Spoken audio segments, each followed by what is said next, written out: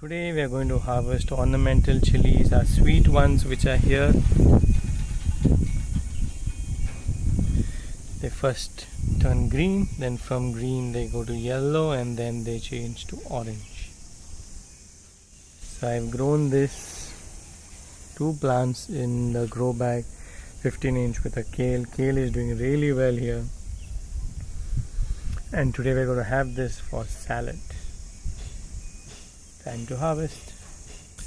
And here we are. So there were actually two plants. The one on the left was only yellow, which turns yellow, and the one on the right turns from green to yellow to orange. So your harvest ready for salad, summer salad. And these are our black cherry tomatoes and lots of peri-peri chilies coming here. And loads of limes. Thank you.